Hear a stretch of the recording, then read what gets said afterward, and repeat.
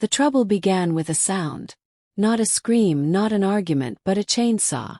It tore through the quiet suburb of Millstone Creek like an electric scream, jolting Alex Monroe from his home office. He pushed back his chair and walked briskly to the front door, barefoot and bewildered, still clutching his coffee. Morning sun streamed through the trees that lined his yard. At least they had until now. What he saw stopped him cold. A crew of 3 men in neon vests and hard hats stood around the base of his 2 towering 100-year-old oaks. One tree already lay fallen across his grass, its severed branches crushed like bones. The other was halfway gone, its upper limbs being lowered by ropes as a man wielded a chainsaw from a cherry picker. "What the hell are you doing?" Alex barked, striding into the yard. A supervisor, stocky, clipboard in hand, turned with all the calm detachment of someone used to angry homeowners. "Work order from Millstone Creek HOA," the man replied. "Lot 48. "This is Lot 47, Alex snapped, gesturing furiously to the clearly visible house number carved into the mailbox post. "That tree's on my property." The supervisor blinked, glanced at the clipboard, then shrugged. "They told us to remove the trees causing sidewalk uplift. It said corner lot. That's what we got." Before Alex could protest further, the second tree groaned and toppled, its fall muffled by a series of snapping branches. Leaves scattered like confetti. A sick, hollow feeling settled in Alex's chest. By afternoon the crew was gone and so were the trees. All that remained were 2 massive stumps, sawdust clinging to their roots like ashes. Alex paced in his kitchen, phone to his ear, calling the HOA's number for the 3rd time. Each call went to voicemail. The trees hadn't just been decorative. They were his family's history. His grandfather planted them when he built the house in the 1950s. Alex had spent summers climbing those limbs, reading books in the shade, and last fall, his daughter Lucy built a fort between them. Now they were gone, mistakenly erased by a misread lot number. That evening, as dusk settled over the neighborhood, a letter appeared in Alex's mailbox. No envelope, just a folded printout. It was from the HOA. Subject: reimbursement request for tree removal. "Dear Mr. Monroe, please remit payment of $4,780 for tree removal services rendered on the corner lot adjacent to your property. Failure to do so will result in a lien against your home in accordance with Millstone Creek HOA bylaws. Thank you for your prompt attention to this matter. Millstone Creek HOA Board." Alex stared at the letter, jaw slack. First, they mutilated his property. Now they wanted him to pay for it. He marched straight to his filing cabinet, retrieved his property survey, and highlighted the lot lines. Then he sat down to draft an email. No rage, just facts, with attached maps and time-stamped photos of the destruction. He clicked send with a strange sense of hope. Surely this was just a misunderstanding. People make mistakes. Rational conversation would sort it out. 3 days later he received the response. Subject: a response to dispute claim. "Dear Mr. Monroe, according to our review, the trees in question were adjacent to the HOA-maintained sidewalk and presented a hazard. As the trees fell within the HOA's right of access zone, removal was both legal and necessary. The board maintains that reimbursement is your responsibility under the nuisance vegetation clause. Please remit payment within 15 days to avoid escalation. Regards, Janine Keller, HOA President." Alex read the email twice, then again. Nuisance vegetation clause. He grabbed the HOA covenant book, thick and intentionally dense, and flipped through it. The clause existed. Vague and outdated, but there. It allowed the HOA to remove hazardous or obstructive plant life from common pathways and levy fees to the adjacent property owners. It didn't mention mistakes. It didn't cover misidentified lots. And it definitely didn't say they could charge someone nearly $5,000 for erasing a century of trees. Alex had lived in Millstone Creek for 6 years. He was quiet, paid dues on time, hosted neighborhood barbecues. But now, something primal stirred in him, a smoldering anger he hadn't felt in years. He stopped being polite. He filed a formal complaint with the County Planning Commission. He submitted photos to the city arborist. He launched a small website, millstonemisrule.com, and shared his story, attaching evidence calling out the board. Within 2 days, 3 other residents sent messages about their own HOA horror stories. One woman said the HOA fined her $800 for a non-conforming mailbox that had been there since 1993. A retired vet said they trimmed his rose bushes without notice while he was at a doctor's appointment. Alex compiled them all, documenting everything. Still, the board held its ground. On the 12th day, he received a final notice taped to his door, informing him that the HOA had filed a lien with the county court. "This is war," Alex muttered. But what the HOA didn't know was this. Alex wasn't just an angry homeowner. He was a forensic accountant with 20 years of experience, and he just found his next investigation. It started with a simple curiosity. If the HOA was so quick to charge him $4,780, how were they spending other funds? He requested the HOA's annual budget and expense reports, citing homeowner rights under the state HOA Transparency Act. When the board delayed, he filed a complaint with the Attorney General's office. Within a week, he had the documents in hand. And what he saw turned his stomach. Dozens of line items didn't make sense. $8,200 to consulting firms with vague names. $15,600 in legal fees that had no case numbers attached. $3,200 billed monthly to a landscaping company registered just 6 months ago, under the name of the HOA president's cousin. It was a network of shell expenses, overinflated payments, kickbacks, a few thousand here, a few thousand there, but together, over $120,000 misallocated in just 2 years. Alex dug deeper. He cross-referenced business licenses, pulled tax records, created a map of connections. And when he was finished, he packaged it into a comprehensive report, PDF spreadsheet, annotated breakdown, and sent it straight to the FBI's Public Corruption Division. He didn't expect a reply. But 3 weeks later, 2 black cars pulled up outside the HOA clubhouse during a scheduled board meeting. Men in suits stepped out. Quiet, purposeful. Neighbors peeked from windows. Phones recorded from porches. And for the first time since Millstone Creek was founded, the HOA board members didn't look like gods. They looked like suspects. Alex watched it all from his front porch, arms folded, the cool air whispering through the empty space where his trees once stood. He would plant new ones someday. But for now, the stumps stood as a reminder. Don't swing an axe unless you're ready for what falls. The morning after the FBI visit, Millstone Creek hummed with hushed gossip. Janine Keller, the imperious HOA president, hadn't returned home the previous night. Rumors flew.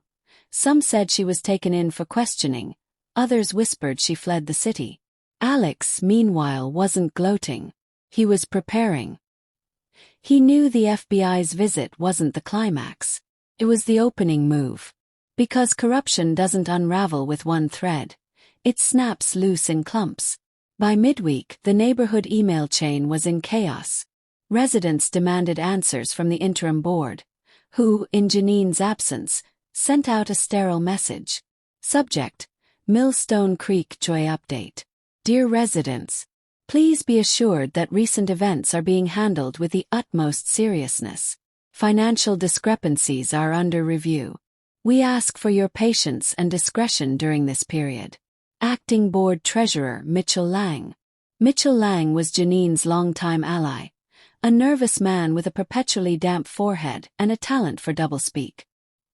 He had voted in favor of every shady budget decision and had defended the tree removal at a recent board meeting, citing aesthetic consistency. Alex knew Mitchell was the next domino, so he kept digging. He mapped every HOA contract for the past 3 years, identifying patterns. A landscaping company called Greenspire, which charged double the industry standard. A security firm billing for patrols that didn't exist, confirmed by security camera footage Alex accessed through a neighbor's system. Each time he traced a payment, he found a familiar link: family, friend, or LLC registered to a board member. And with each discovery, his war became more than personal, became civic. Neighbors began visiting Alex at night, like confessionals. "I got fined for a wreath on my door last December," whispered Clara from 2 houses down. They called it visual clutter. "My son got a warning for parking on the street for 5 minutes while unloading groceries," muttered retired Captain Delgado. 5 minutes.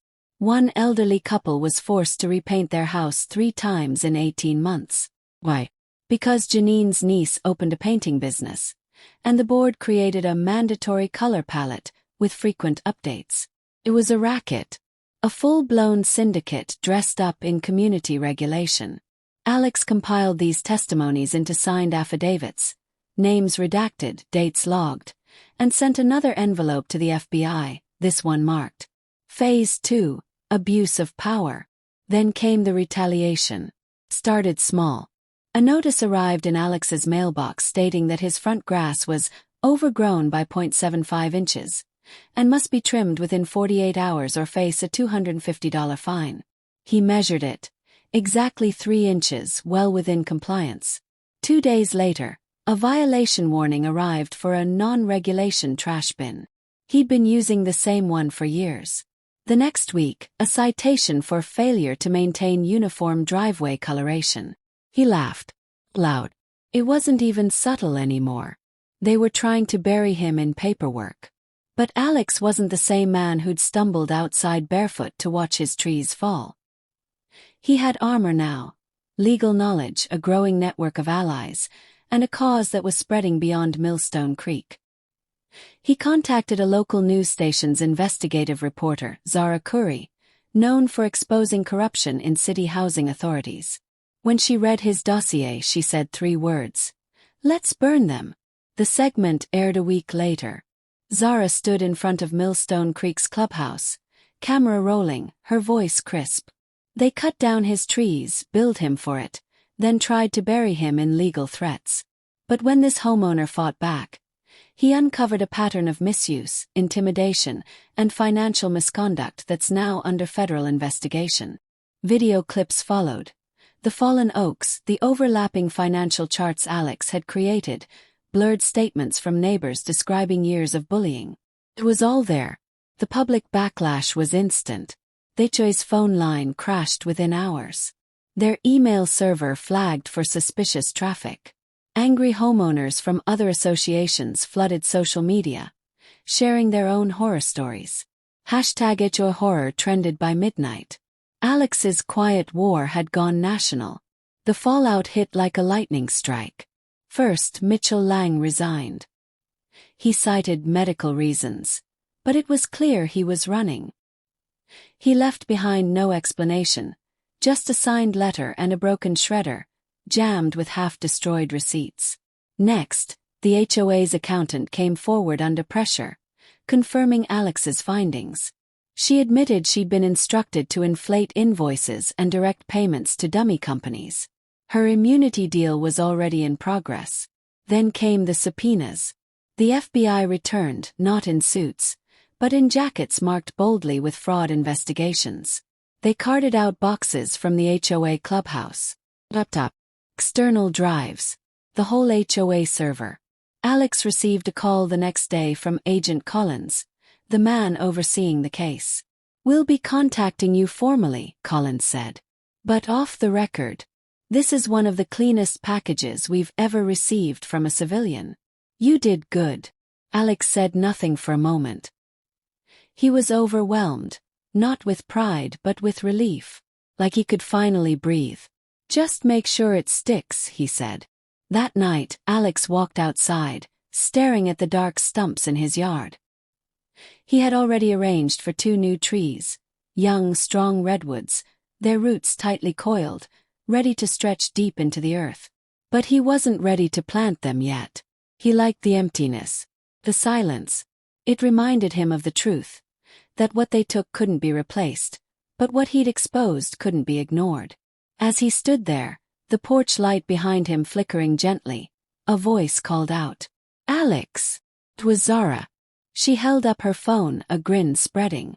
"You're not gonna believe this. 3 more HOAs across the state just got hit with subpoenas.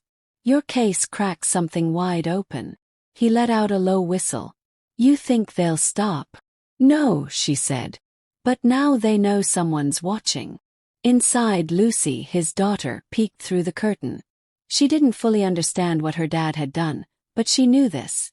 The trees were gone, but the fight had planted something else. Something that might grow taller. And this time no one would dare cut it down.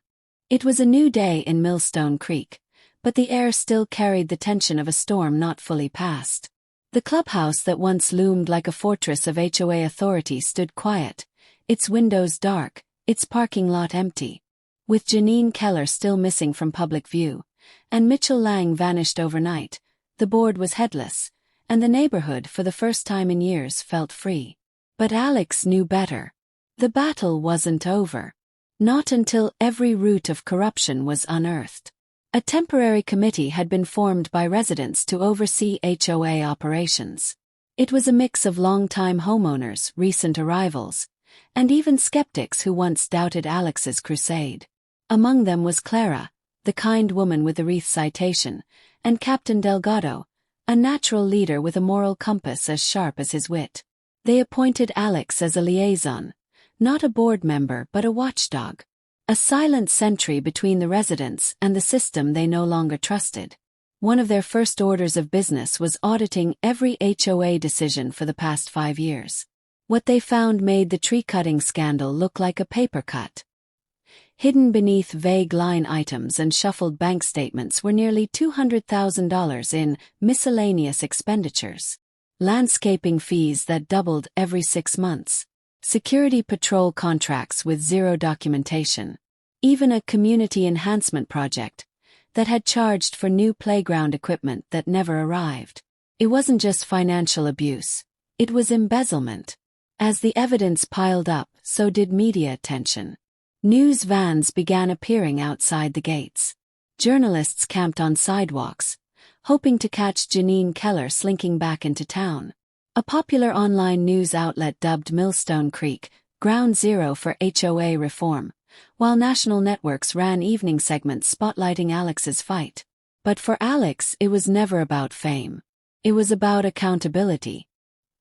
He spent his days helping neighbors decipher fines and violations that could now be appealed under the interim committee. He guided families who feared retaliation, helped draft statements, and even connected them with pro bono legal assistance when needed. Each conversation unearthed a new layer of rot. One man, a disabled veteran named Thomas, had been fined repeatedly for the wheelchair ramp he installed without proper aesthetic approval. Another woman had been harassed into selling her home below market value after the HOA labeled her house a blight due to unapproved curtains.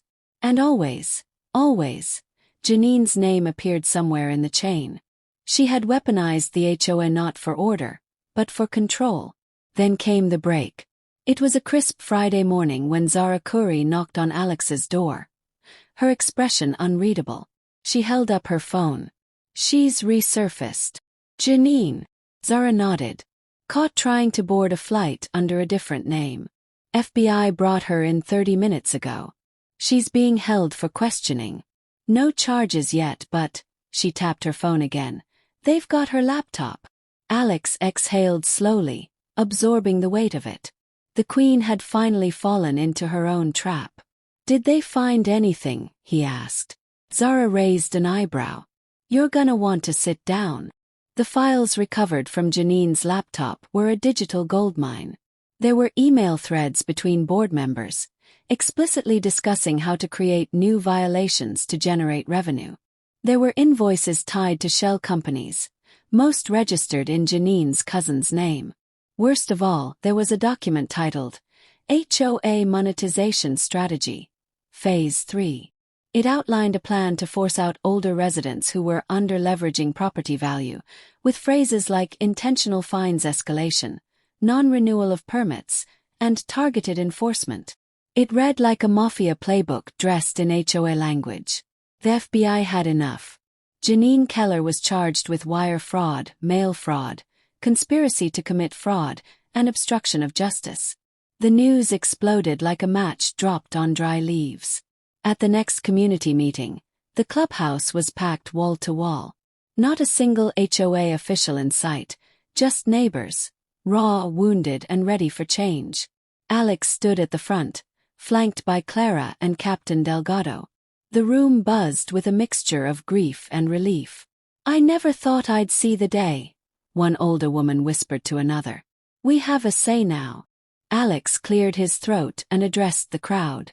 "This started with a mistake," he began, "but it revealed something deeper. What happened to me, what happened to us, wasn't about trees. It was about control, exploitation, a system that grew unchecked because no one believed it could be challenged." He paused, scanning the faces, so many of whom had once avoided eye contact, too afraid or exhausted to speak up. "But look where we are now. The people who made those decisions are gone. And what we rebuild next, that's up to all of us." Applause thundered through the room. The FBI wasn't done yet.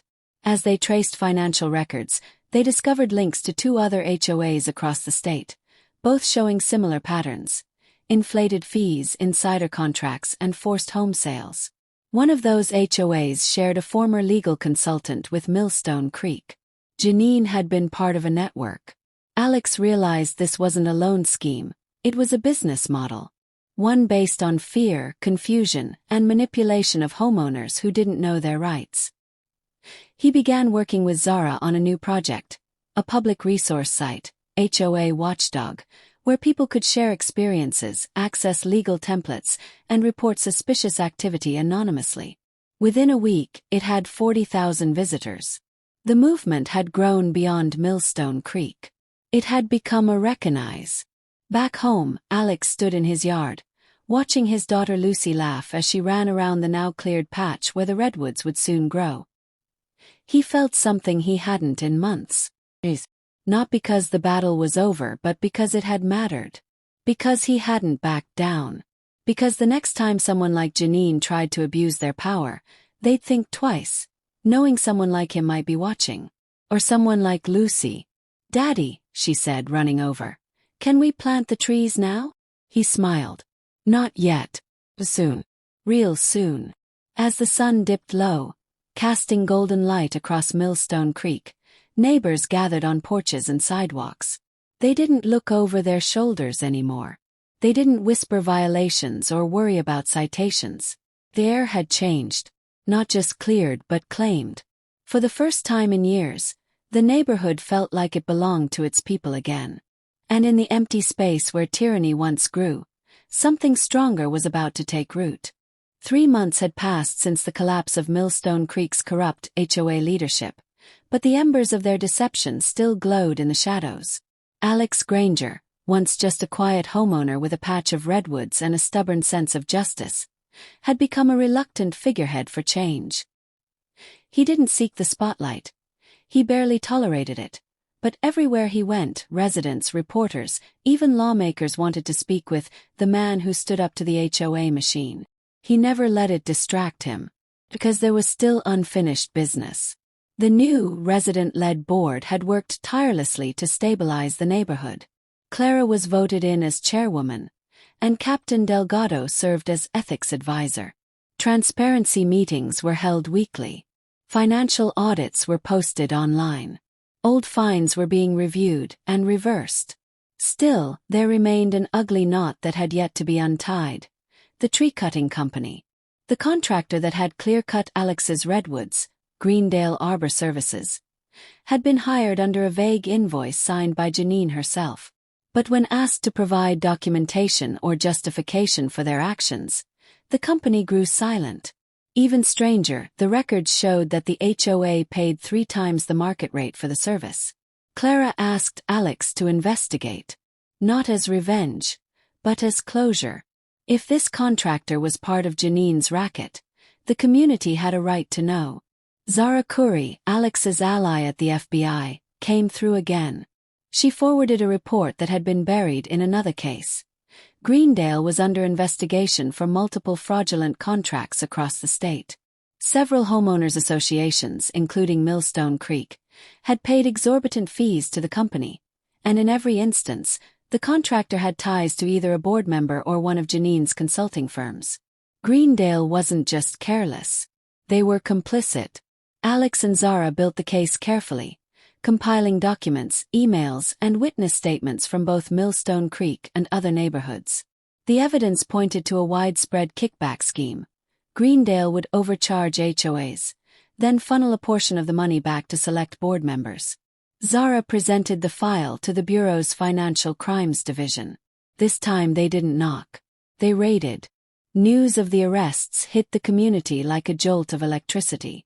2 Greendale executives, including the man who supervised the removal of Alex's trees, were arrested and charged with conspiracy to defraud and bribery. Another arrest warrant was issued for a former Millstone Creek board member who had fled the state weeks earlier. It wasn't just about trees anymore. It was about accountability. And the people were watching. Back in the neighborhood, Alex stood where his redwoods once stretched into the sky. In their place stood small, fragile saplings, new life tender and green reaching upward. He had refused offers to pave over the space or build something new. Instead he planted again, not out of nostalgia but as a promise. As he watered the youngest sapling, Clara approached with a smile and a clipboard. "Thought you should see this," she said, handing him a printout. "The board voted unanimously to name this area after you." Alex blinked at the words on the page. The Granger Grove. In honor of courage, persistence, and community. He chuckled, rubbing the back of his neck. "I'm not sure I'm the grove naming type." Clara smirked. "Tough. You earned it." At the dedication ceremony, neighbors came in droves. More than ever attended any HOA meeting. There were no champagne flutes or polished speeches. Just lawn chairs, lemonade, and quiet conversations about gardens, kids, and weekend plans. Zara made a surprise appearance and pulled Alex aside after the ribbon was cut. "You know, this case is opening doors," she said, nodding at the crowd. "Other communities are stepping forward. HOA abuse is finally on the radar." "That's good," he replied. "It shouldn't have to get this bad before people are heard." She offered a wry smile. "Well, thanks to you, they're being heard now." In the weeks that followed, HOA watchdogs surged past 100,000 active users. Stories poured in, some heartwarming, others tragic, but all bound by a common thread: people tired of being silenced in their own homes. Alex worked quietly behind the scenes, offering advice, connecting homeowners with lawyers, and guiding local leaders through what he had once faced alone. The movement grew stronger. State lawmakers took notice, proposing new legislation to limit HOA powers and introduce mandatory oversight committees. Change was no longer a whisper. It was a waves. One evening, Lucy sat on Alex's lap on the porch swing. She held one of his old HOA letters in her small hands.